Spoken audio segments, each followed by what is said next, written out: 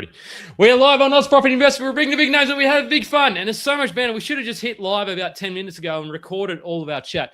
But it is potentially emergency news here because the May budget is coming. And we just don't know what's going to be happening in that. There is some, I suppose, the tea leaves are that there may be some changes to capital gains tax, maybe negative gearing. So it is going to be a big session. We've got the person who's an accountant to some of the biggest property investors in Australia. I hope you don't mind me saying that, Jeremy, but you've got a lot of people that you talk to day in, day out.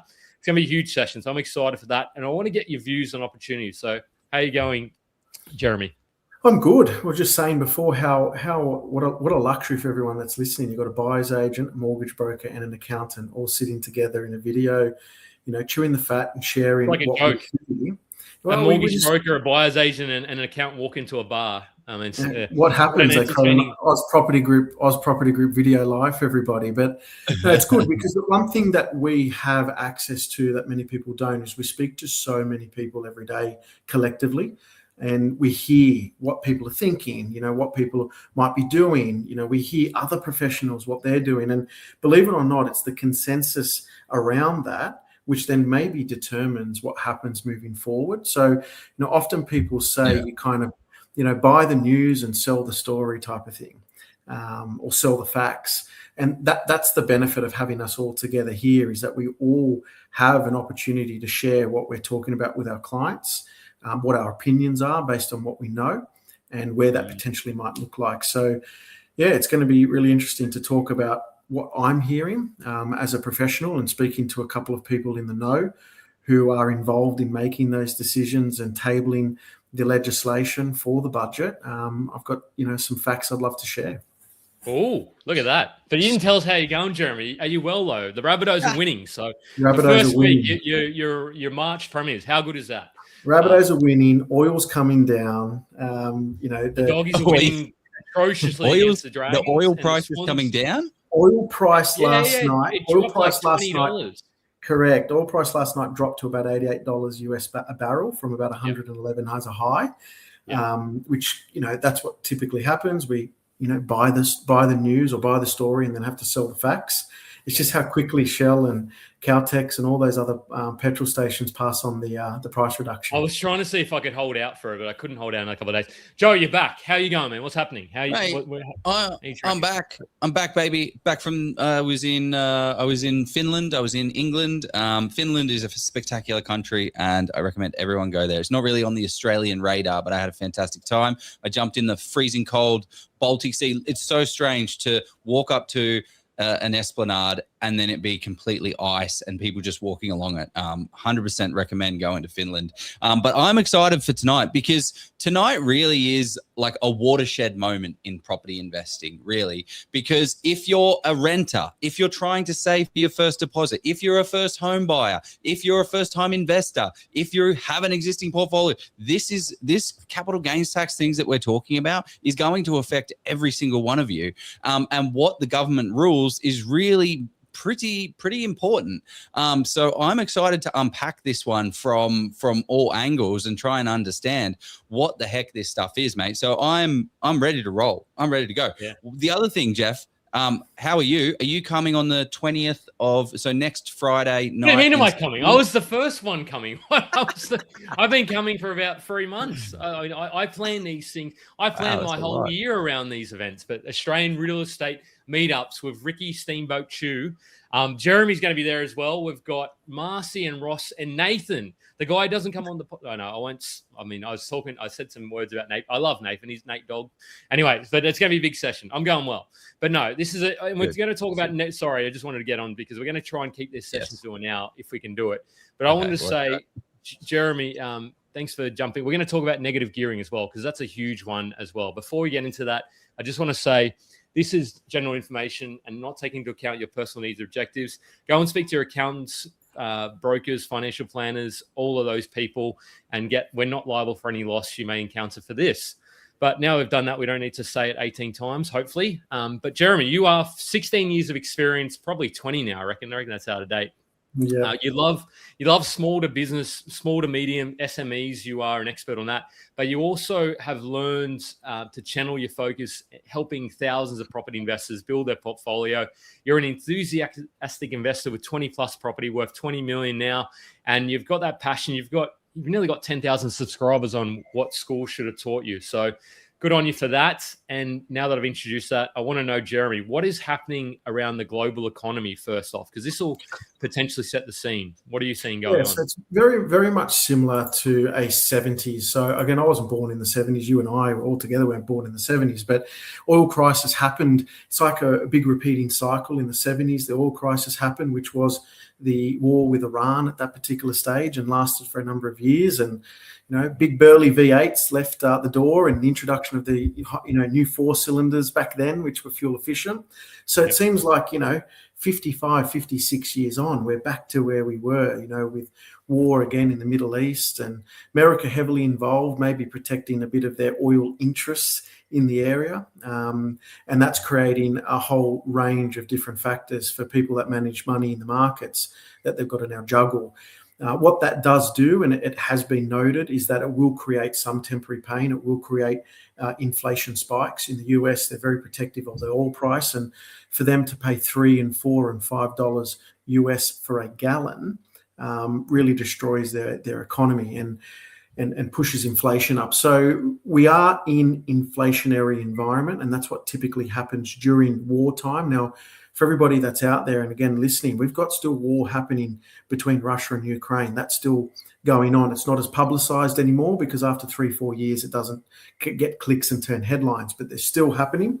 Russia obviously being a huge supplier of oil to many countries. And now you've got the war that's happening in the Middle East and been going on for some time and amplified now that America's come in. So war times generally create inflationary environments. And us in Australia, we are unfortunately attached to what happens globally, especially when oil's in the vicinity. So, Michelle Bullock came out and she's going to keep her eye on it and monitor whether this is something that's short term or this will have longer term impacts. But we can almost now virtually cement in that we've got a rate rise to come because she needs to make sure that this doesn't get out of the bottle too quickly, because if it does, she might not be able to rein it in quick enough.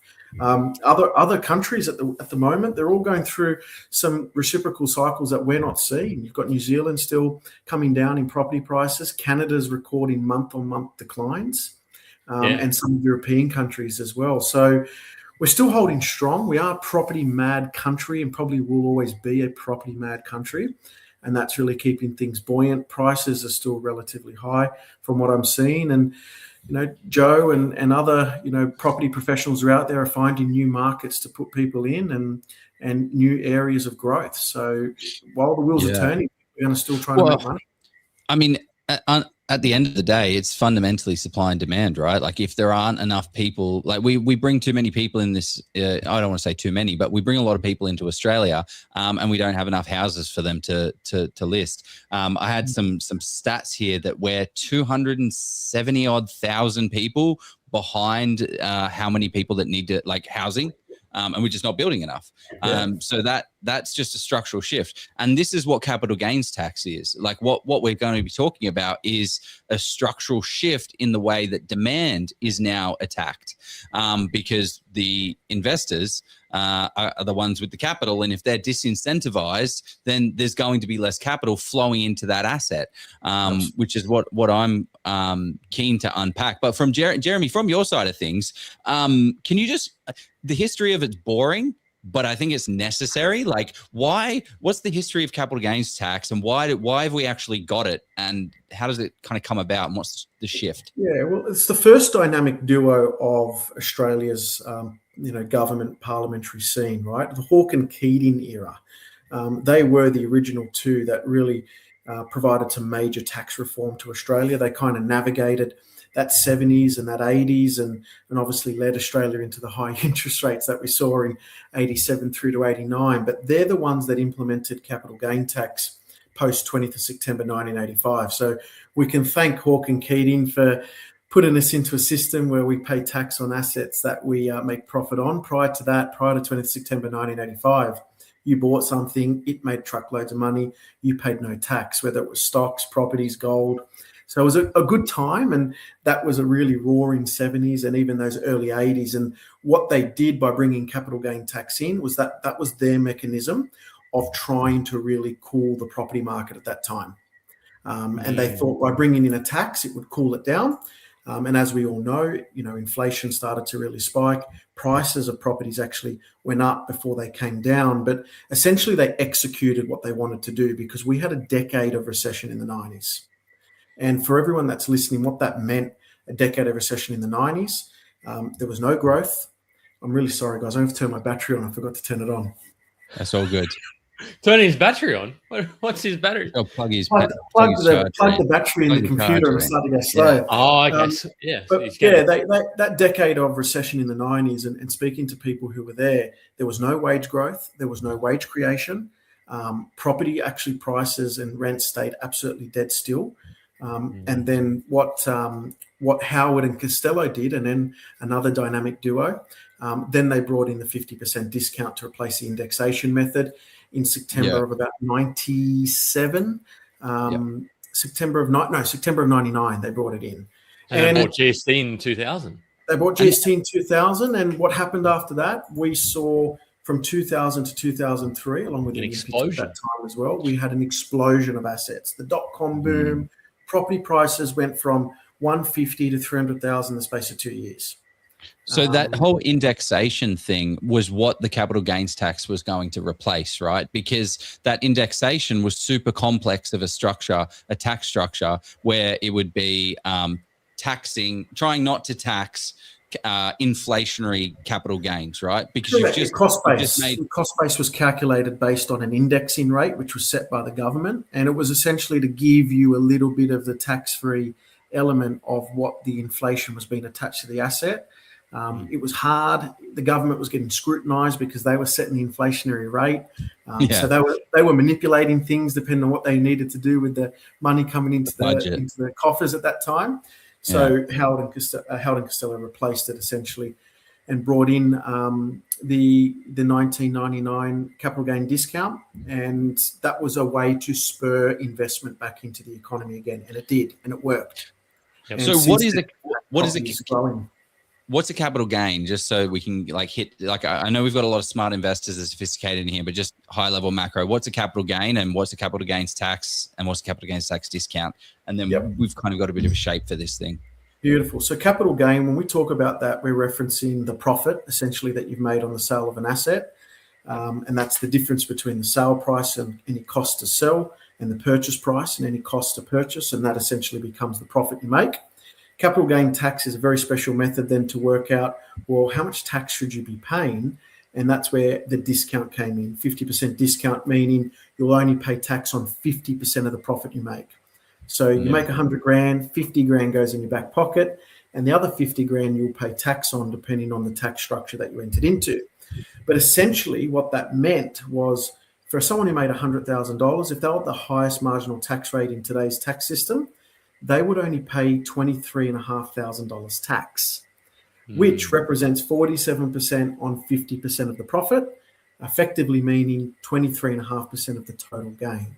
So for anyone out there, you make 100 grand under the discounted method, worst case scenario, the world falls down, 23.5% tax rate.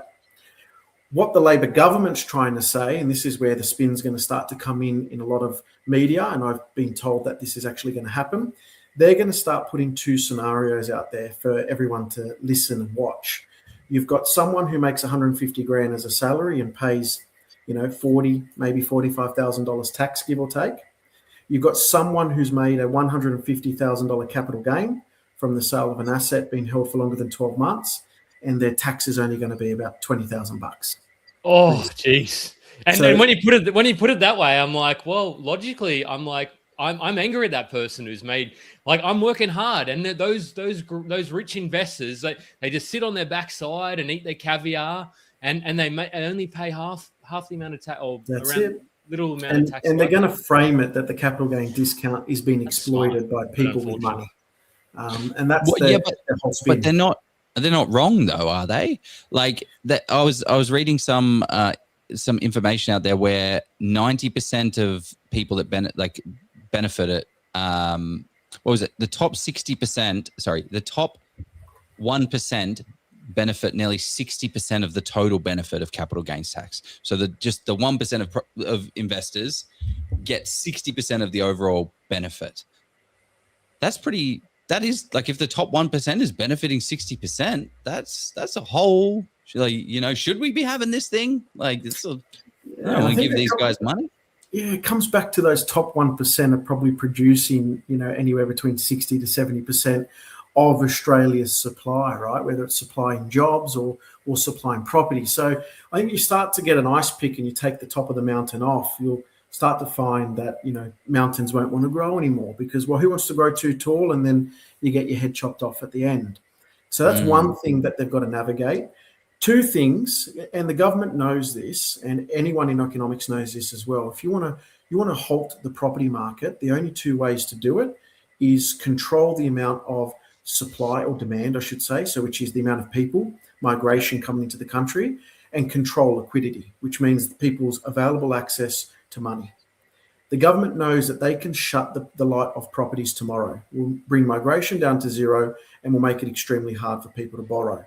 The challenge with that is then we will go into a very deep recession because the way the government's been able to kind of navigate the recession that we should probably be in is because we continue to bring in more people, which is masking our central problem of GDP growth. So the government doesn't want to go down that path. This is a way that they're now going to grab some extra dollars and they're going to do it by indirect methods of tax. We've got 10 years of deficits ahead of us, gentlemen. And the challenge I would face on that sort of that example you had before, and it's actually quite compelling if you're not investing now, and of course we're an investor group, so there's a bias and potentially even a cognitive bias there. But I would say that you've actually gone out there and taken the risk to go and say, well, hey, I'm not guaranteed to make this capital gain. And yes, you could say safe with houses, but I'm like, should you then, versus going to an employer where typically, hopefully your job's going to be there in 3 or 4 years' time, AI sort of withstanding. But I'm just like, that's where I'm not sure. It's an apples and oranges comparison, but it'll be very effective, I think. Yeah. What are you saying, Jack? So what I'm saying is, so what Jeremy's going on about there, where you have two comparisons, like one person's gone out and earn 150,000, they're paying whatever they are in tax, and an investor who gets the 50% capital gains tax is then paying half of what that person is, and then they're saying, well, why is that fair? And it's like, well, I mean, when you put it that way, it is, but that person who's gone out and got the job and doing that, they haven't sort of invested their capital in the market, because you're never guaranteed a capital gain. Like, you've actually had to sacrifice, most people, to be able to invest in the property. Absolutely. Yeah. Well, one thing I think that we need to touch on as well is that we will later on is property investors provide 6 out of 7 houses in Australia for housing. So, okay, about 85% roughly. Yeah, what is maybe more than 100%, even more. Like, what happens if you disincentivize those guys too much? What is going to happen to the world, like of property in Australia? Like, the government has I forgot what the stat is. I need better stats on me, but public housing and the creation of public housing has been dropping off a cliff year on year on year since the 1970s. We just don't have enough public housing for people to actually live in that need an asset, that don't have money. However, the other, comparative argument is, well, if those investors all sold their properties, there'd be more houses available for everyday normal people to not be investors to then have a house rather than to rent. So that's a fair argument as well. And again, with the client pool that I've got, we think negative gearing, especially in the interest rated climate that we're in, we think it's actually quite prevalent.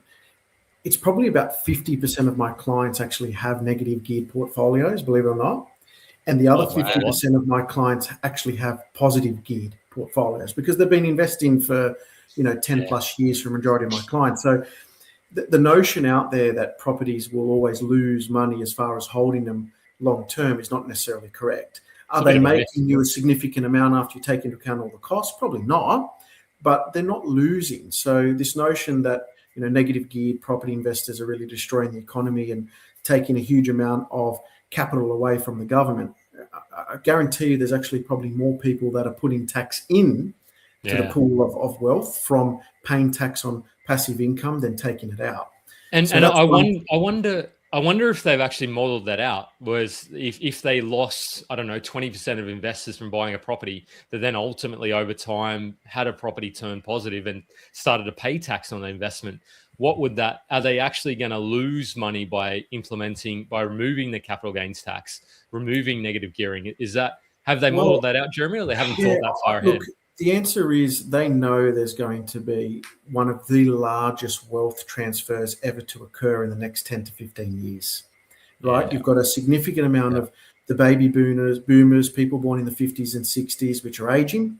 They're going to require aged care assistance, and the government just simply hasn't got the capital to do it. So I've always said, and I've been very vocal about it, I actually think the tax that's going to come in very soon is inheritance tax. I was going to say. Like that kind of makes sense. It's in the UK. It's in most of the Western countries, and Australia is just hoarding a substantial amount of wealth in transferred inheritance, which people won't pay tax on until that inherited asset is sold. So there'll be something like that will occur later on. But to put it in perspective for people listening, we've got a government which has got 10 years worth of deficits ahead of them. 10 years. And mining royalties are well down, and now this is the time where they've got to start pinching the Australian public for whatever dollar they can get. So the capital gains tax, you asked me 6 weeks ago, I would have told you probably never going to happen. You're speaking to you today, I actually think that there's more of a likelihood that it will come in some shape or form. It's whether or not the war. Well, no, it's they're running out of money.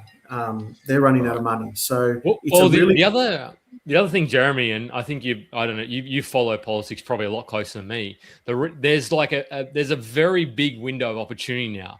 Whether I'm a bit of a swing voter, Liberal, Labor, One Nation, maybe not, but let's say Liberal, Labor. Liberal is incredibly weak at the moment. So and there's just that overwhelm. Correct me if I'm wrong, but there's an overwhelming majority for Labor. So if they were ever going to bring it in and be able to get it through the upper and the lower house, I imagine, do they need to do that? Then now is the time.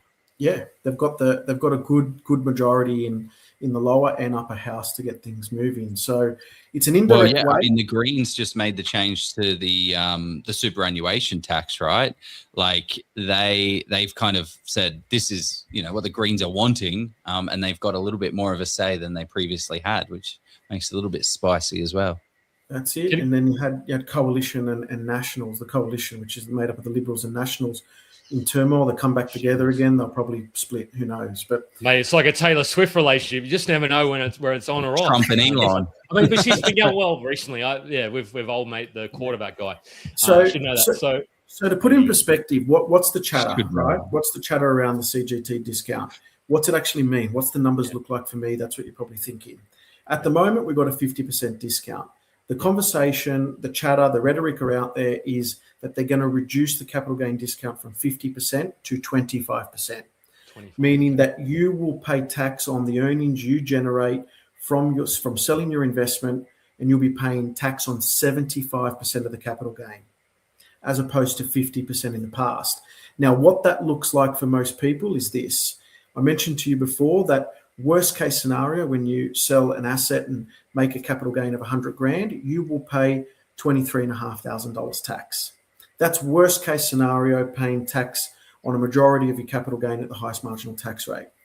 With the discount going down to 25%, that changes the tax from $23,500 per 100 grand made to now a tick over $35,000 per 100 grand made. Now, people going, well, what's an extra $12,500? Well, for people that are making $1 million capital gain, that's an extra 120 grand tax, the cost of a brand new car. That's quite nice brand new car that they're now just giving away to the government that they didn't need to before. What accountants are doing about it? Well, not much yet, because we've all learned we don't kind of count our chickens before they hatch. But the majority of colleagues that I'm speaking with in the industry, we're saying, well, not a problem. You as the government, you want to tax us worst case scenario 35%. What we will do is we will start purchasing assets in a company. And by purchasing assets in a company, worst case scenario, our tax rate will be 30%. So we're not going to give you 35, you're only going to get 30. And we'll structure that company in a way where we have a trust involved and we can filter it out to the beneficiaries. So this is where accountants then will earn their keep. There'll be a lot more tax consideration. There'll be a lot more planning involved when buying a property. And for me, who's always said to clients, buy the first couple in your own name, keep it simple, keep it low cost. I'll change my rhetoric in my conversation. I'll say, guys, put it into a company, pay the tax at 30%, and then we'll work out a way how we get it out when your wife's not working or when your children are above the age of 18 or, when your parents are self-funded retirees. We'll find a way to get it out. And I can guarantee you we'll be going back for our clients paying 23% tax or less after we get the franking credit. So I wouldn't stress too much about it. Accountants will come up with a lot of ways. The other thing that can happen, so accountants coming up with tax structure is one. The other thing that could backfire on the government is people don't sell. And if people aren't incentivized to sell, then what you're going to have is a substantial lack of supply and potentially high levels of demand. And that's when you've got a spike then in property prices. So in my personal opinion, if this comes in, two things are going to happen. We'll come up with really good ways to structure things so the government doesn't get their full rate of tax, or we're not going to have a society that's willing to sell property. Well, because there's a couple of models thrown about there about how they're thinking about it, right? There's one by the Grattan Institute, which is that 25% tax, which is modeled over 5 years, that's kind of phased over 5 years, so you get some benefit. And then there's like a straight rip the Band-Aid off. But and then there's the grandfathering as well. So how does that kind of affect things? I guess if I'm grandfathered in that this property is going to get a capital gains tax, then I'm really not going to want to flip my property. I'm really not going to want to sell the property that I've got an amazing capital gains tax, because then, I'm going to get 50% discount on that. Shit, that's going to be the last thing that I sell because I've got that massive gains. And then they're also talking about you get one capital gains tax per entity. I guess, again, that leans into the accounting side of things where the devil will be in the details. And the one thing that the government does know is that there's a lot of money that flows through to the top tier accounting firms like your PwC, your Deloitte's, KPMGs and all that stuff. These guys are brilliant. The people that are in those firms, and I'm not saying that I'm part of that kettle of fish, but that's what we get paid to do. We get paid to come up with some really good structures, not illegal, but legal. And we're there to save tax. And all it means is we'll put our heads together, we'll hit pen on paper, and we'll come up with ways that our clients win. And the government will find ultimately that they will lose by trying to control economics. Principles of economics for everybody that's listening, and we've learned it at university if you went and did a business course. It's the equilibrium of supply and demand. And as soon as the government starts playing with the way the calculation works and the way the methodology in finding the equilibrium works, like what they did during COVID when they threw a huge amount of money into the economy, inflation ramps up, and we had the biggest increase of wealth in property and assets ever recorded, even higher than post-World War II. Yeah. So it's not going to look good.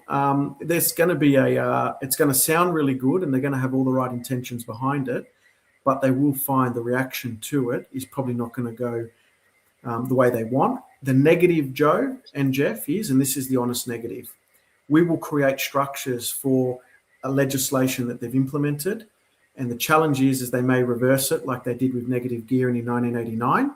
And then you have to pay for those structures. And you've got to pay for those structures moving forward, and they may not be the most tax effective in the future. I'll give you an example, and people may understand this, they may not. In the 80s, and I think even early 90s, very little people traded in a company because the company tax rate was over 50%. I think it was actually 60% tax rate in a company. Wow. So you've got all these old businesses from the 80s that were still trading as sole traders and all these other things, or trusts. A lot of old businesses actually operated through trusts because they used to distribute to the individuals who paid lesser tax than the company. Now, 40 years on, companies pay 25% tax, which is less tax as a percentage if you're a small business than someone who earns 50 grand a year. So it's interesting that they've almost incentivized people to become self-employed, and Labor Liberal, they don't seem to. I don't know if Labor would want to touch that company tax rate, but there's not really much rhetoric around that. It seems to be they're attacking, I suppose, the larger base. Is that why they're not going after the company tax rate? Yeah, and private enterprise employs a significant amount of people in the country. Yep. The public service sector, and I'm sorry for all public servants that are listening, but it's very bloated and probably been bigger than it ever has before. Yes, our population has increased, but relative to population, public service employs a huge amount of people. And the argument is that, are they productive? Because there's a lot of people sometimes doing the same job. And, we've all driven past the council workers where 10 people look at the hole and they stare at it like this. So they want to take the reliance away from government employment because, again, that's how communist countries are run. Yeah, I wanted to. There's some interesting calls from Gaurav, and he's we're gonna play our first ad. I saw that little Facebook sneaky. We'll get to that. I know. Best, but no CGT discount on company. How does that look for you, Joe? Jeremy, sorry. So a company will pay tax at the 30% on the full gain. So again, coming back, 26. Oh, active versus passive. Is it? Active versus passive. So passive entity investment company will pay tax at 30%. To answer the question from Gaurav is that if they do implement a 25% CGT discount, the overall effective tax rate for most circumstances will be 35.1%. A company pays tax at 30% on the entire gain. So that's why we speak about companies potentially coming into purchasing investments, is because the tax rate is going to be 35 versus 30 for the first time in a very long time, where companies used to be 30% and used to pay 23.5 as an individual. Yeah. So there was a 6.5% benefit buying either through a trust or a personal name compared to buying in a company. That's swing around now. Yeah. And that's going to then promote more things like company to company lending, which is quite prevalent at the moment. A lot of ads and social media platforms. It's a little bit scary, that actually. Yeah, it's government's not going to get what they really want, and it's going to show its ugly head long term. Yeah, there's the franking credits as well, but I think we'll throw to our first sponsor and then we'll come back because I want to hear about. Okay, great. Where is it? There's some opportunities and crystallize a lot of this conversation. Throw some questions because we've got some big brains in the room tonight. I've got a medium-sized brain. The two big brains, I've got the medium, and we make a huge, gigantic brain. Bit of on the funny tonight. They said a savior would come, one who could see value where others saw fear, a buyer's agent who could turn data into destiny. Behold, Joe Tucker, an award-winning buyer's agent of Property Principal. Whoa, what is this? Next thing you're going to see us driving off in our Lamborghinis, throwing cash about. You guys know Jeff and I, we don't really like to roll that way, right? We've been running this group for 5 years. We've been sharing all the data, all the strategies, all the tools, all the tips, all of the tricks that work in today's market to secure the best deals. But here's the thing though, if you're putting a part-time effort into something, you're going to get to a part-time result. And that's no difference with property, right? If you're dropping $500,000 to $1 million on property, this whole she'll be right attitude gets pretty expensive. What is the hardest part about building a portfolio? It really just comes down to time, knowledge, and execution. So if you don't have the time, you don't know what the heck you're doing, and you're afraid you're going to mess it up, then don't do it. That's literally why I do what I do. Most people don't even realize this, but I'm actually a buyer's agent. I run Property Principal's buyer's agency, and we have helped hundreds of investors get the right properties in the right locations so that they can scale their portfolio to $150,000 of passive income or more. Because why? Because we follow some core principles. We use a lot of data to pick the right locations. Think about it, the hot spots before there's ever heat. We get boots on the ground in every single location that we buy in. I have been there, checked it out, and approved the area. And we only buy in areas, and we only buy properties that we would want in our own portfolios. And that's how, in 2024, last year, we got a 21% growth across all of our client purchases, when the national average was 4.7%. For instance, Matt and Tina, a young couple, they bought 3 properties with us. They've built over $768,000 worth of equity, and they're still working full time. No dream selling here, but I tell you what, they're going to have a killer retirement. Phil, he's a young kid. He's just bought his first property with us. He's now on to his third, which is super exciting. He bought the first one, $595,000. That is now worth $770,000. He did a great little renovation up front. It's now grown $175,000. That's nearly 30% growth in under a year and a half. So it does take a little bit of time. Gosh, it does get there. Yes, we've had some big wins, but it's not an overnight get-rich-quick scheme. This whole property game is about smart, strategic decisions done well and taking the action. So I'm not here to sell you the dreams, but if you're ready, book in a discovery call. We can chat about what your next move is and if we can actually help. Let's do it.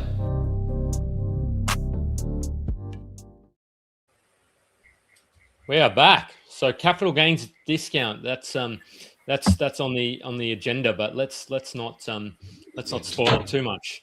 But let's not spoil it. The 2025 numbers, by the way, I mentioned 2024 numbers in there was 21%. 2025 numbers were 23.3%. So even better capital growth in 2025. 2026 numbers aren't here yet. Okay.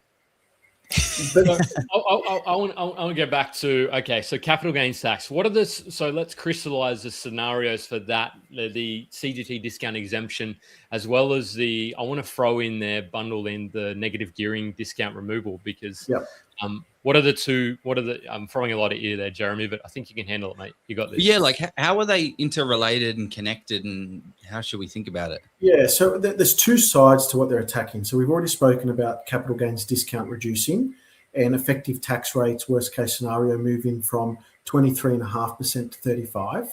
The other side of what Jim Chalmers is now starting to propose is that the limitation of negative gearing to only 2 properties. This has been thrown around for a couple of times now in a couple of budgets.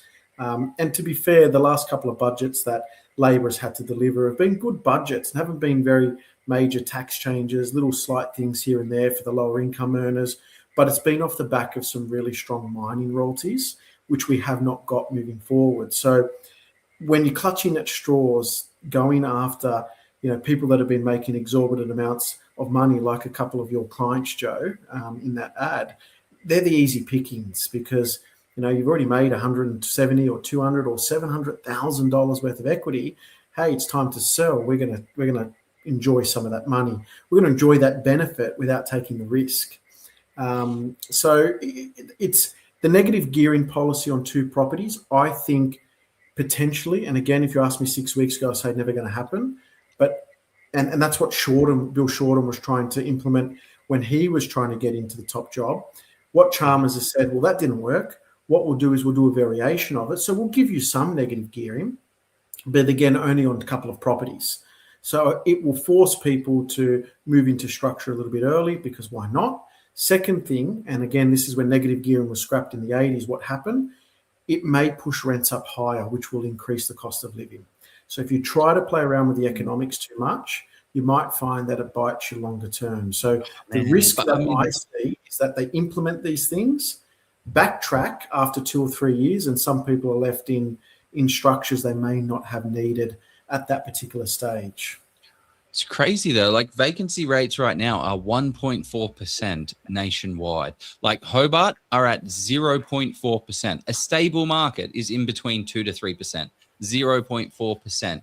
So we're trying to protect and help these, people that don't have property and don't have money, but I'm going to be upping my rent if my cost base goes up, and if I've got a larger tax bill, I don't have a choice. Interestingly, though, because a good friend of ours, Jeremy, business, you know him, but yeah, he was saying to me today, why won't rents just keep going up? And I said, well, it's supply and demand, and why wouldn't people then just move in together to be able to keep paying higher rents if rents do go up? And my views on that were, well, yes, but if you're a family of 4, you're not going to move in with another family. So then if your income is 120,000, 150,000, there's only so much that rents can go up, supply and demand. So yes, that argument can be made. Oh yeah, I'll just pass it on. But how do you see that, Jeremy? Because can we just keep increasing the rents? Yeah, look, and the reality is the answer to it is yes, and I'll tell you why. And Joe will be Okay. able to back this up as a Okay. buyer's agent. There's just not enough stock, and we're talking about, it was only 4 years ago that there were many areas where there was a three, or even a four in front of from a purchase price perspective. And Yep. I spoke about it, a couple of years ago, the convergence of many markets. We had the lower end now converging with the middle market, and it's becoming one big pot to pick from, and it's becoming very tough. And, Joe, I think this is where you probably jump in. What the numbers now, $400,000 properties, where are they? Well, they don't exist, right? Like they they do. Exist. No. Okay. Okay, they do exist. Sure. I mean, how much does it cost to replace an asset, Jeff? 350,000, 400,000? Funnily enough, we had Marcy and Ross on a couple of weeks ago, and they were talking about developing in Adelaide. And they're like, you can develop something for like 350, 360. So I'm like, okay, yes, there's land, of course, but I'm like, wow, like I was surprised when they told me how cheap that was, because I thought, crap, where are you building for that cost? But anyway, but so if you're buying an established, but if you're buying in an established house that have macro fundamentals, an area that's actually worth buying in, that has tight supply and strong demand, where are you buying for $400,000 for a house? You're not, and has to have jobs. That's the biggest thing. It has to have a job market. Yeah. Without we a job about market, it last couple of weeks ago, Jez. Without a job market, it's not a sustainable area. And I've seen areas that lose a huge amount of employment. And look at Whyalla, for example, in South Australia. The steel mill has virtually closed down from that Gupta steel mill that he had, and it's decimated that area, which these people are earning good money out in the country. Look, the answer is yes. Rents will keep increasing because the supply is not keeping up with the migration levels that are coming in. The sentiment around building unit blocks is there's too much red tape, there's too much bureaucracy. You've got people like Harry Triggerboff, which are saying, I don't want to develop any more apartments in Sydney because it's too hard to do it. And that's just causing more pressure to an already strained housing market. If I was in Parliament and if I was Prime Minister, I would create all the rebates that I could possibly request for anyone who supplies new property to the market. I would actually, I could drop the property price very quickly. I would make no tax on any new supply that you build and sell immediately. Yeah, because Troy's asked a really good question. He said, and I love Troy's takes a lot of the time. He said, what about allowing a negative gearing on new properties to encourage investors to actually add to the housing stock? What are your thoughts on? Do you think they'll do that, Jeremy? Will they? Why are they not doing this? Like, this seems like the obvious, and it doesn't seem like it's going to upset too many people. It's developers, I guess. You're funding developers to be able to do it, but it's like this. The biggest problem that we have right now is supply of new dwellings, and we're just not incentivizing people to do it. The council red tape to be able to do it. Like, this is why I'm buying investment properties right now. This is why the Oz property portfolio, we bought 5 properties in 18 months. Those properties have grown over $500,000 because we look at the imbalance of supply and the imbalance of demand. I don't want this to happen. I don't want the property market to be absolutely shot. I don't want Australia to be down 260,000 dwellings. But that's just the reality of what it is right now. Like, I don't want this to happen. The way to fix it would be to incentivize developers to build new developments. It would be to but the problem is you've got to get those people, the builders, the tradies that are on these massive infrastructure projects that we've asked them to build, the massive highways, the hospitals, where they get paid a shitload of money to then go into building, which doesn't have as much cash for them, whereas the infrastructure government jobs do. So it's also a supply of builders, labor. It's a tough one, which all leads down to property prices are unfortunately or fortunately going to go up. Like, however you want to do it, it's going to get pretty in some areas. Now, it's not like throw a dart at the map like post-COVID, but damn, I'm not happy about it, but I will set it up so that we can take advantage of the situation, unfortunately. Absolutely. And my gut reaction is speaking to some very, very good economists in the property space. These are people that do a lot of consulting work for like your Charter Halls and your Frasers and your vicinity groups. These are people getting paid millions of dollars to provide economic data. Wow. They're saying that what will happen when this all comes in, if it does, I'm not saying it will, but if it does come in, we will see that 6 to 9 months of people running around like headless chooks, whinging about how the government's, caused this issue and I'm paying tax. Things will normalize, like the oil price. Everyone was, we're going to have an oil shortage. Prices are going to go through the roof. And within the space of about 24 hours, we've had it come down from $110 to $88. Still high, but not, prolonged over $100 US a barrel. So we will see really good opportunities for the people that love reading the headlines. For the majority of us, it will be business as usual, because we're not buying in our own name, and we don't necessarily care sometimes too much about the capital gain tax discount, because we're structuring things in a certain way. So all it does is that people will have to use some better advisory from accountants early on if they start bringing in more red tape around tax and tax on properties and tax on assets in general. And then after that, things all go back to normal and the problem still exists. We haven't got enough houses. The rich will continue to get rich because they don't necessarily need to sell, and they won't if they don't have to. Yeah. Here's my hot take on it. When was the last time you made an investment decision based on capital gains tax? So there are going to be many sophisticated investors in this community that they're like, oh my gosh, I can't wait to do this. I'm going to go buy in a trust. I'm going to go buy in a company. I'm going to go, create all of these interesting structures that, like companies, for instance, people who purchase a company, you don't get a capital gains tax discount. So if you've been buying in a company structure, this whole capital gains tax thing is irrelevant for you because it doesn't affect you, because you decided to go buy the company because you wanted to do, borrowing capacity and attack that thing. So I like, it's not like, it is important to think about, but I don't see so many people running around actually making financial decisions on their purchasings based purely on getting it. Oh my gosh, I can't wait to get my capital gains tax discount.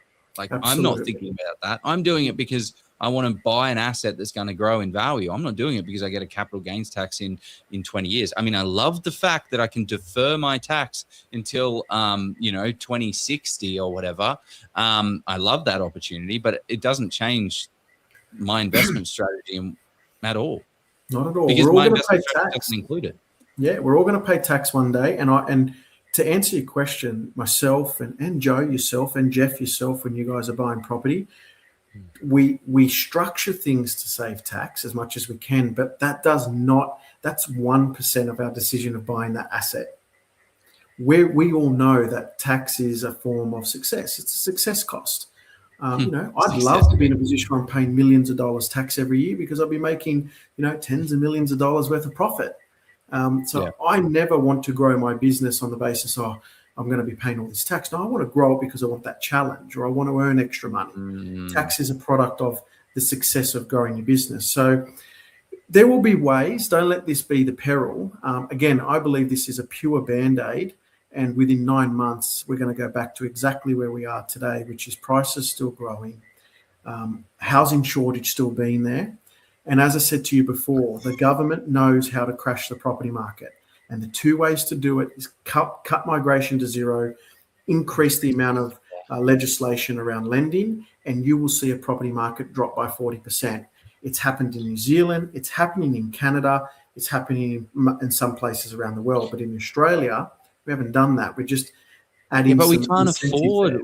We can't afford to cut migration. The economy needs migration to be able to actually to keep going.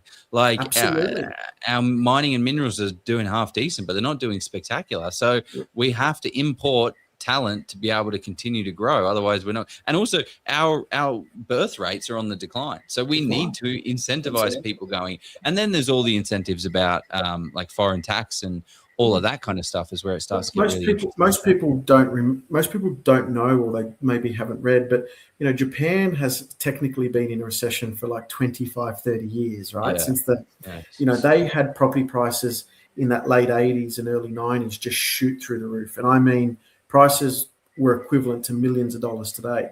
And then nothing happened for 25 years. Government tried to spur on a lot of incentive to build business and develop productivity. But one of the main reasons why that happened in Japan, birth rates, declining population. Yeah. And China potentially might be going through it right now, or maybe we'll go through it very soon as their population starts to decrease if they release the proper accurate numbers. So you need people to advance. We've got a massive still job shortage in a lot of sectors. So cutting migration is not the answer to the housing crisis, nor is increasing the legislation and restrictions on lenders. We've just got to get out there and build as many homes. And the way to incentivize it, again, if I was making the decisions, no tax for any business that is creating new supply as long as it's being sold straight away after it's been built. And you watch. What's the tax now? So if you do that right now, like, are you getting, like, what's the tax situation? Because you're not getting a capital gains tax discount. No, big companies are paying 30%. Big companies that are providing this housing are paying 30% on their profit. Is it 30 or is it 25, depending on 30% for majority of the big companies, and for the smaller people like us, we're paying 25% if we're carrying on an enterprise. But you take away that 25% as a tax, all of a sudden we can pay more wages because that's 25% extra that's available to us to spend. We can maybe reduce the price of what we have to sell that property for because we're not paying 25% to the government. But for some reason, they don't want to follow that metric. And, Donald Trump's not, everyone knows I'm a big fan of the way he runs an economy from a policy perspective. What he did really well is he brought all the big companies back by giving them really good concessions. And he said, I'd rather charge you 10% tax than charge you 20 and you go to another country and we get 0. 10% of something is better than 0% of nothing. And that's how I would be doing it. I'd be bringing back some really good concessions, and that's going to spur. But it looks bad. That's the problem. That's what upsets me about politics. Is the politics of it, because you go on, be a party that goes up there and says, you know what, we're going to incentivize developers. We're going to get rid of all of the developers' taxes. What the hell are you talking? You're going to get shot. You're going to get dragged through the streets and never get voted in. Unfortunately, that is the best one of the ways to do it. But there's no way that that's going to be acceptable. It has to be this big song and dance to make a big change. So it's pretty simple, though, Joe. You just present it and say we're actually going to make things more affordable in a logical way. It's all about optics. The way Joe's right. It's the spin, Jeff. It will sound right. I want to go this one because I like this idea. I love this idea. Jim, how about a version of the US 1031 deferred exchange on new property? Gains are tax-free providing they're rolled into another bill. What do you reckon about that, Jeremy? What do you think we're doing? Look, it's Jim 3379. It's a great. I don't know enough about US tax legislation to comment too much about it. I know they do have a deferred tax on assets, especially around shares. It's very big in the US. But we do have a version of that called a capital gains CGT rollover discount. And it's there for small business, but for properties, it's not really prevalent. It's more for businesses that when they sell, they can roll that gain over into another business, so they're still continuing to provide employment and profit for the economy. But it's a good thing because it would encourage people to turn over property and upgrade or downgrade potentially. There'd be a tax balancing adjustment, I'm sure.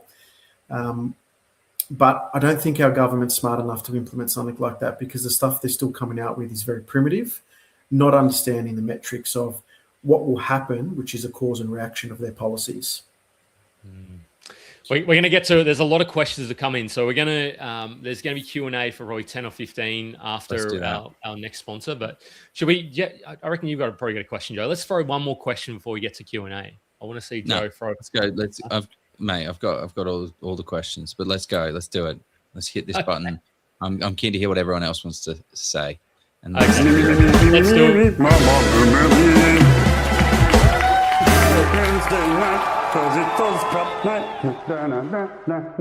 Oh, Jeff, I wish there was 3 investing books that covered everything property. Oh, Joe, there is. Steve has 3 books now. That I do, guys. I've got 3 books now. You probably don't even have to follow this group anymore. Just kidding. You want to keep seeing and hearing from me, of course, so stay involved. But In all seriousness, if you want to get the full picture of investing, residential, commercial, and development, these 3 books have you covered for the fundamentals. For OzProp members, here's the best part. I'm giving these books to you for free. Just cover the postage and I'll send them right to your door. Go to policyproperty.com or click the link below and get your copies today. You can also get all my spreadsheets, checklists, and resources free on my website. Happy reading, gang. The simple guide to becoming a parent as well. I fear is writing next. Maybe not. He's already done that a few times. But that's good. Well done, Steve. Hope he's getting some sleep. This is a question that Bronson has brought up, and Ricky said it's a really good question. So he said, if I sell company shares that own the property, I imagine the answer is yes, isn't it? Yeah, there is a CGT that applies to the shares of the company, because what happens is the shares get valued by the assets inside the company. So definitely that's not a way to evade tax or minimize tax. It's still going to be treated. It's just that, is there a discount? To everyone asked this question, what does that discount look like? And stamp duty trigger, there are concessions in different states when you do sell shares, and it's called land rich entity. And there's different concessions for value. I think by memory in New South Wales, it's $2 million.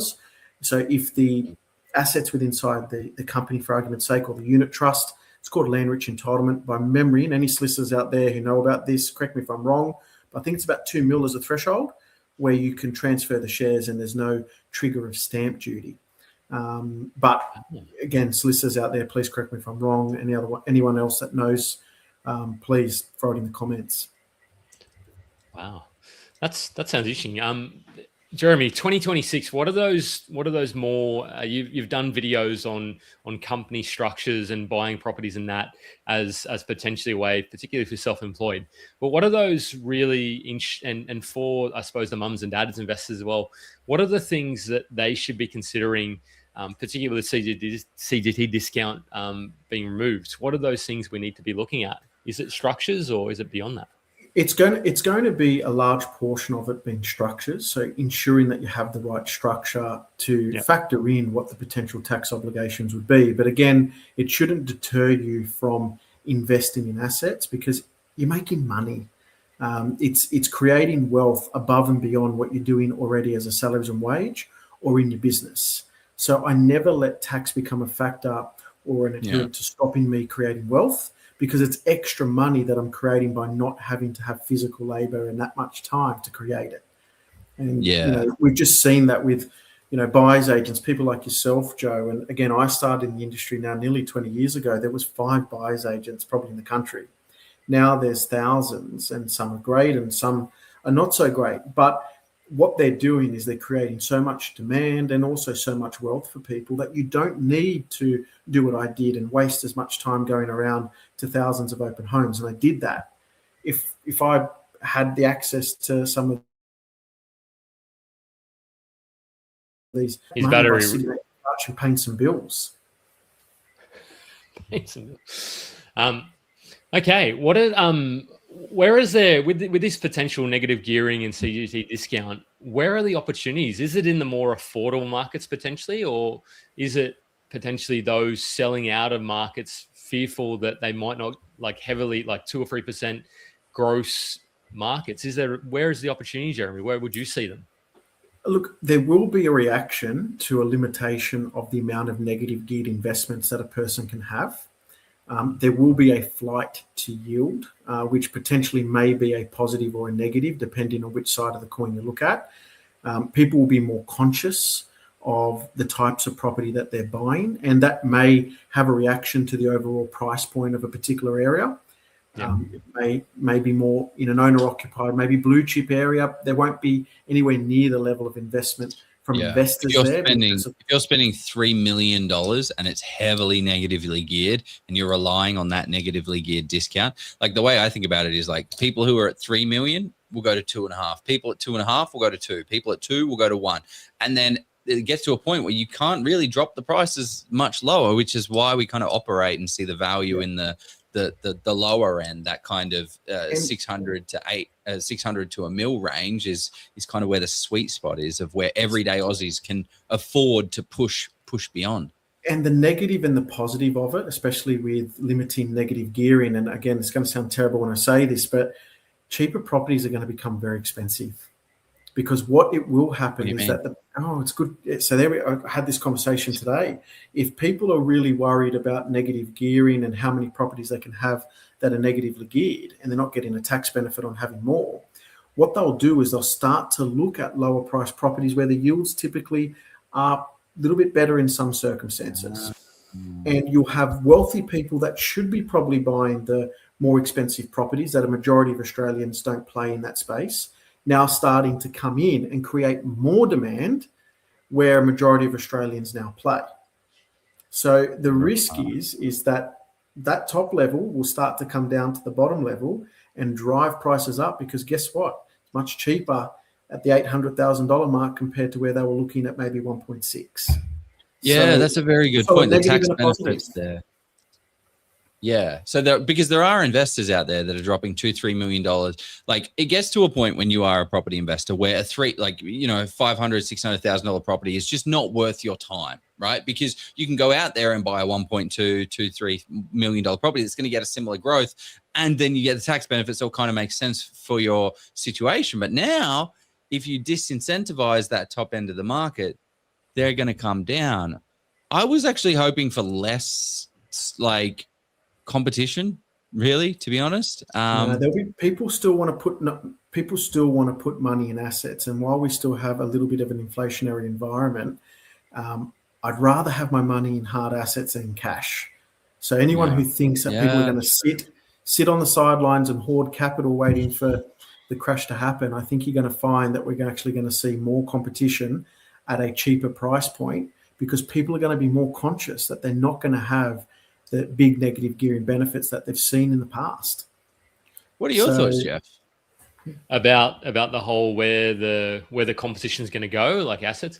My view is I think people will go the path of least resistance.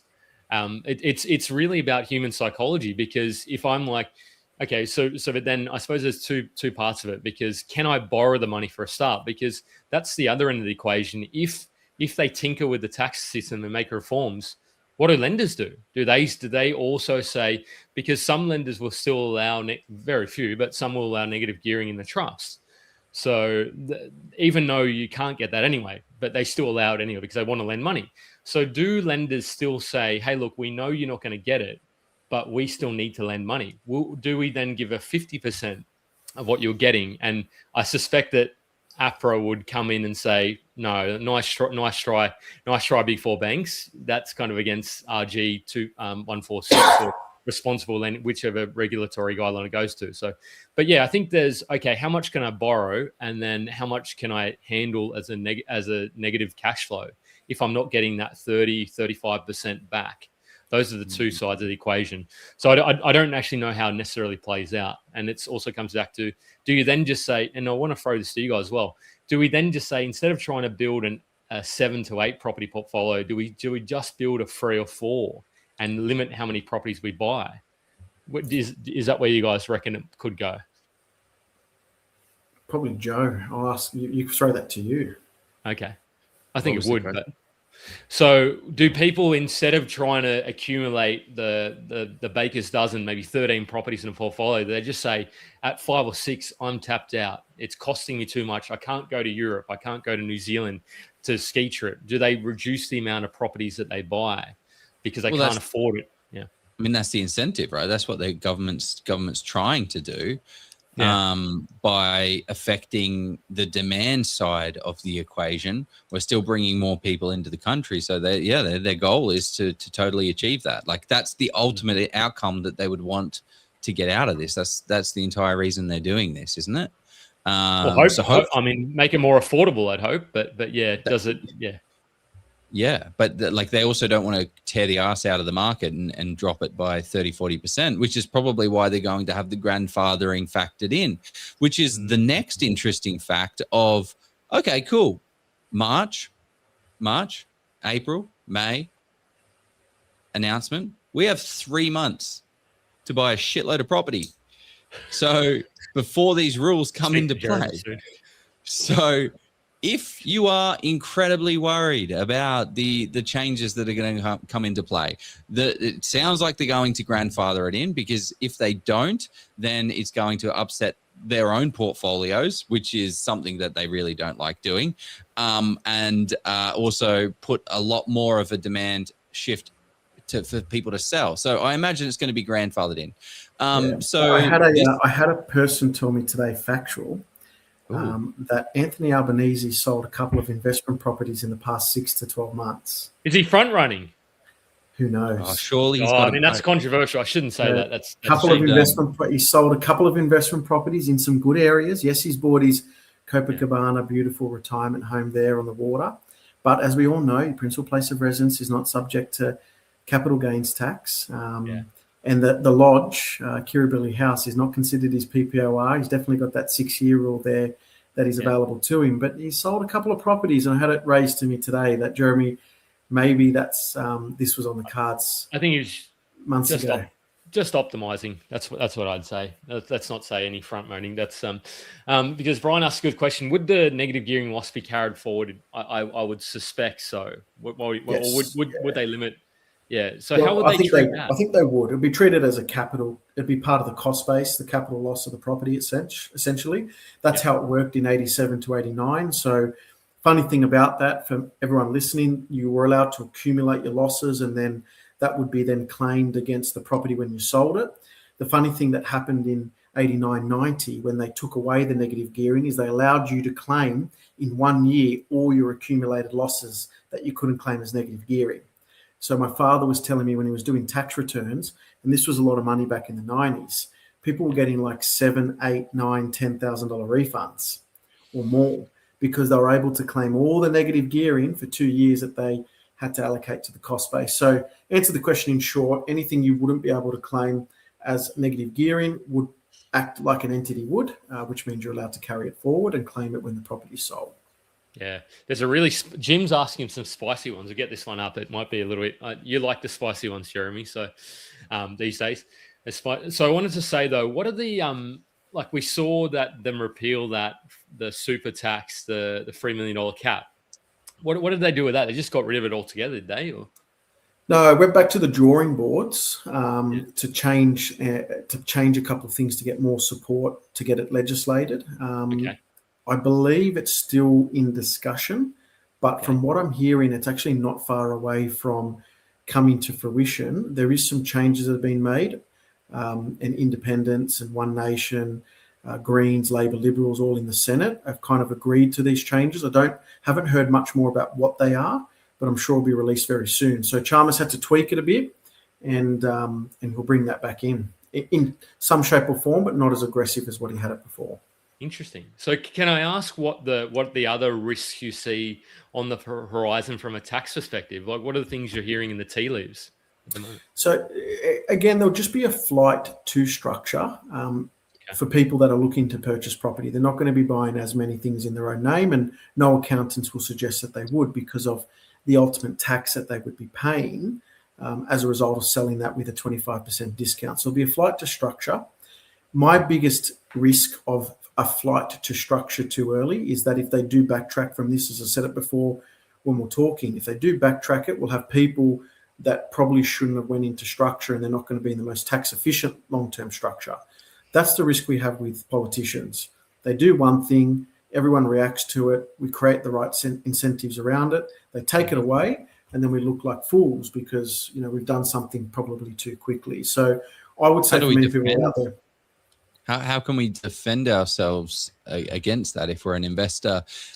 Because the incentive right now is, the reason you buy in your personal name is, one, it's simple. There's no structure, there's no paperwork, but also you get a 50% capital gains tax. Now that incentive of, well, why are you buying in your personal? It doesn't make any sense. And if they're going to rip it out from underneath you again, like if they're going to do it in 6 months, what do we do? Sit on our hands and kind of wait? Yeah, that's the risk. That's the risk. And everyone that's listening, I'm going to share with you a great time where I bought a lot of property. When Queensland state government was talking about consolidating the land tax threshold, and bringing in all of your land values and taxing you in Queensland, there was this period of time for about 6 to 7 months where I had clients calling me literally saying, we're not buying in Queensland. How do we tell the buyer's agent we either want our money back or we want to look at another area? When I started getting 20 of those phone calls, I went to Queensland and started buying property. How confident were you that it would get repealed, though? I wasn't confident it will get repealed. What I was confident about was it was a adverse reaction people were making without really knowledge. And like Victoria, who's implemented a land tax threshold of now 50 grand for individuals and $25,000 for trusts and other corporate entities, everyone said that was going to absolutely kill the Victorian market. The opposite has happened. Yes, there was that early reaction to it. Don't invest in Victoria, it's a shithole because of their taxes. What's happened is Victoria, without a doubt, is the hottest state. And we saw that in one of your lives that I was a part of, Jeff. It's like on 70% of people's searches. Yeah, and wow. I see clients who are buying all around the country. And I can tell you now, I'm starting to see Tasmania, as I said before, Jeff, and still seeing 6, maybe even 7 out of every 10 properties being purchased in Victoria. Nothing in WA. Peanuts, if anything, crickets in far north Queensland. Regional New South Wales, a little bit of Northern Territory, Victoria, the major front runner, and the start of Tasmania, because, again, people hunting for yields of 5% and purchase prices with a 5 and 6 in front of it. What about South Australia? You didn't mention South Australia. Nobody. Well, and I think that that's one of the key points to take away from this, like that note that you just made about Victoria, right? Victoria has difficulty from a tenancy legislation. You know, the rules are a little bit harder. That's going to get rolled out against every other state anyway, eventually. But they have land tax. So, like, one of our mentors, Jeff, Steve McKnight, don't let the tax tail wag the property dog. That's one of his great little Steve-isms. And look at the markets that are moving the most right now, like Geelong. Nor Lane did, I'm going to mess it up, it was either 13 or 15% in the past 12 months, right? There is a massive negative tax implication in Victoria. If you buy in your personal name, you get a land tax threshold. That's a tax outcome, but the market is still moving well beyond. So and the reason for that is because there is a lot of interstate migration back to Victoria. I think by memory, I saw that Victoria had the highest population growth as a percentage of that's calendar massive year, because calendar year 2025, because a lot of people left. It was, remember, negative population growth during COVID, with communist Dan Andrews at the realm. Mind you, Jacinta's not any better, but nevertheless, you had negative population increase. Now we've got a positive population increase, which is more than majority of all the states, if not all the states as well. There you go. Spicy. There's a bit of a spicy comment in here that I think Jeff probably wasn't wanting to bring up, but surely the rise of I definitely wanted to bring this up. I was like, we're going to bring this up. We have to hit this one up. So Jim 3379, classic name, said, surely the rise of buyers agents create an excess competition and price rise in the established market. Will the BA bubble burst? I see new apartments and house and lands thriving, assuming they're exempt. Are you seeing house and land packages thriving? No. So what he's saying is that's what I future see. A discount, if there's a discount removal, and they allow a discount for new properties, there's that almost a 2-speed market kind of, Jeremy. Where you they've done that for new properties, stamp duty exemption on new properties, first-time buyer grants for new properties. It moves the needle a little bit. Everyone rushes into it and feels really happy about it, and then they realise that it's like the 5% deposit scheme, 5%, right? Like, everyone gets really happy about it for 3-4 months, and then we go back to what works around property: supply, demand, population, jobs, scarcity, all the stuff, Joe, that you talk about. Days on market, are people wanting to live there? All those other things. So you can build as many house and land, area new package as you want in the middle of whoop nowhere, but someone has to still want to spend the money to buy it.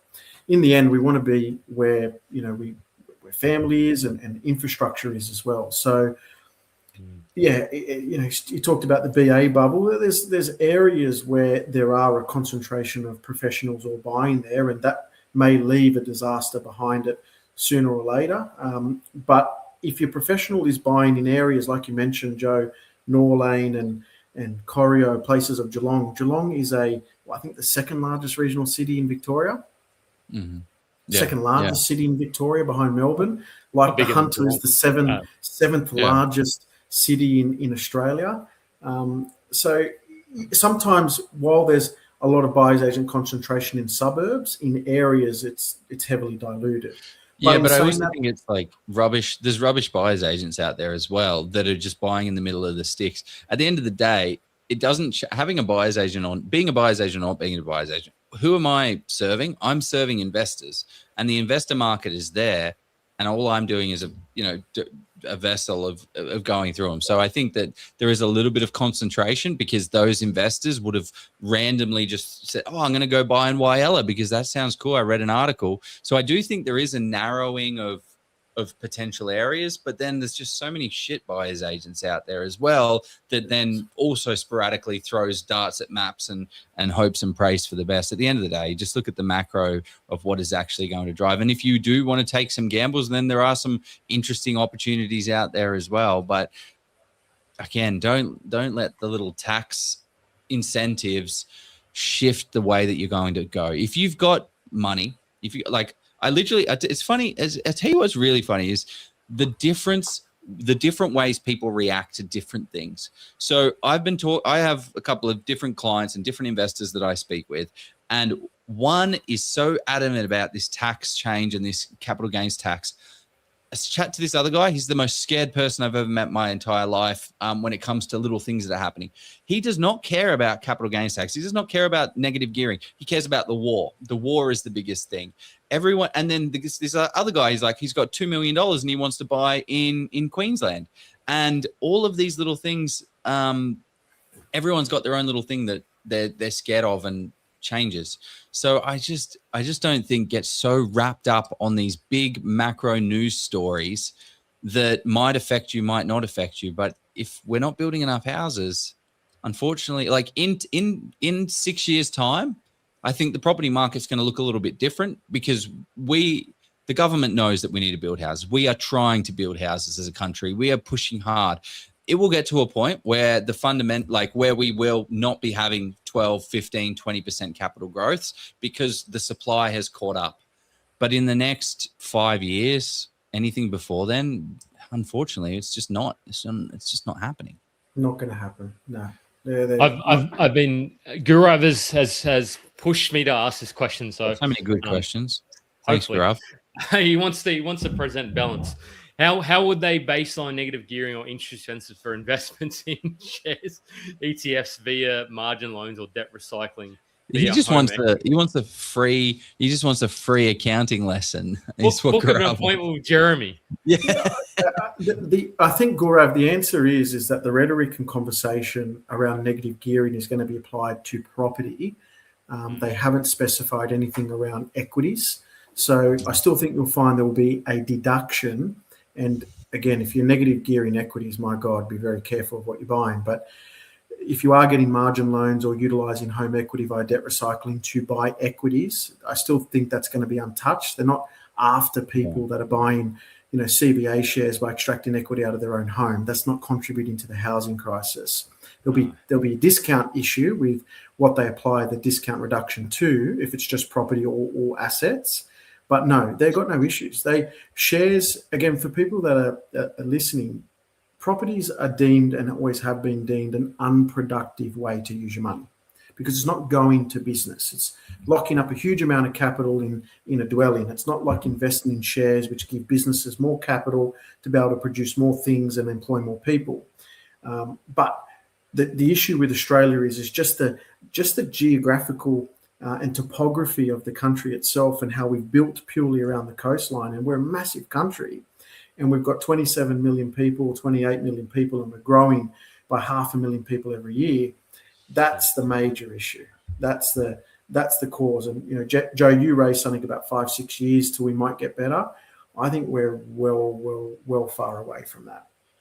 we are falling behind by hundreds of thousands of dwellings every year, and that number's only going to exacerbate because it is not becoming cheaper to buy and build new property. I'm going through a development myself at the moment, and I feel like the whole process up until the slab got put down was all extortionary. It felt like I was putting money in doggy bags, handing things over to council, to Sydney Water. And these are costs that are being implemented now that weren't in before. So I urge everybody, and I say this about granny flats, if you've got a property that you are wanting to put a granny flat on it, do it straight away. Don't wait 10 years, because I waited 10 years to put a granny flat on one of my properties. And when I first inquired 10 years ago, it was $95,000 to do it. I built it now for $225,000, and the rent would be exactly the same.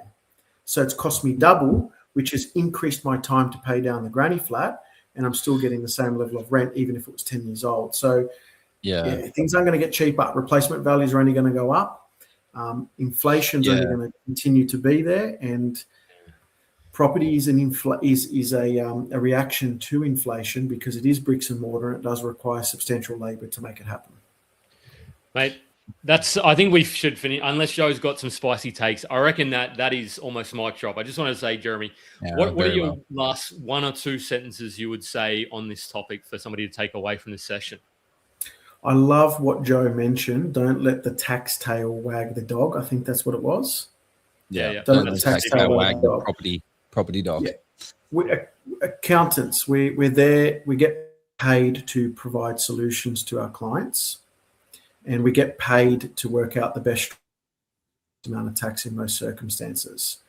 So we'll find a way. There's always something that we do come up with, obviously within inside the parameters of the law.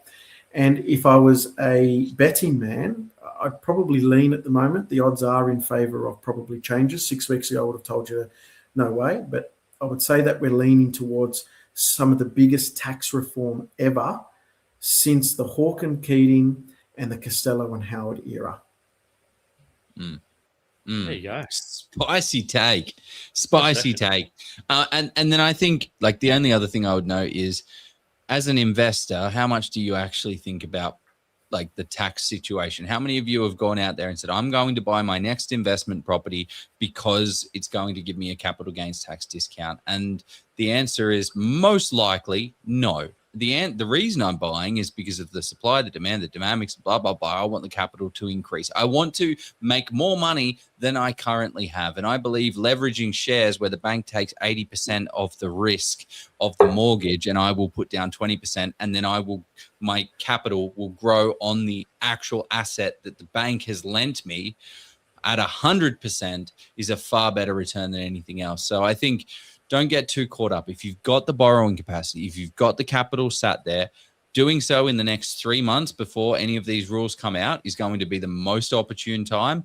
After the rules come out, I think you're right, Jeremy. It's going to be a little stagnated. If the rules come in, people are going to wait and see. There will be a 3 to 6 month period, and then it'll be kind of business back in usual, because they're like, oh, actually, what am I going to do with my $200,000 that's just sat here? Oh, maybe I should invest it. Oh, yeah, where am I going to go? I don't understand shares. I'm going to go buy my property. And that's what shares again, do. Mate. What does he learn? He's not learned about the bloody post. I don't talk about shares. We don't do public math. Don't talk about things you don't know about, I suppose. That's why I don't talk about shares. All I talk about is property.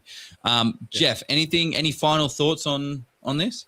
I just want to say, please, humbly, this has been an amazing session with Jeremy. Give us that 5 stars on Spotify, because this helps us, because I want to get some really big guests if we can. So, I want to see Oz Property grow stronger and stronger in terms of the guests and the content we produce. So humbly, give us a 5-star rating on Spotify. That's my only take. Because it's all hopefully as much about you guys as anything else. So give us that. Like and subscribe if you're listening to Oz Property on YouTube as well, because there's a lot of effort they put into putting this together every week, and behind the scenes there's pages and pages of notes and multiple phone calls. So well done, boys, as always, for putting together good content as you do. Thanks, Jeremy. Thanks, Jez. If anyone needs an amazing accountant, reach out to Jeremy Iannuzzelli at Prady & Partners. He's got what you need, and he's got what you love, and he understands this shit. Like, it's funny when you speak to some accountants and they're like, oh, I don't really know about the whole tax situation, which is a little bit scary. So Jeremy, thank you so much for taking the time. Actually, one of my favorite thing that you've created, you have done an amazing episode on what school should have taught you, which is on YouTube, and it's about debt recycling. And you just break down this incredibly complex situation into the easiest thing to understand. I was like, oh, I feel dumb for questioning this. So check that out on YouTube as well. Guys, let's go buy a property. Don't let the property tax tail wag the property dog. Have a good one. See you later. Jeff, let's go buy a property. Let's go buy a property.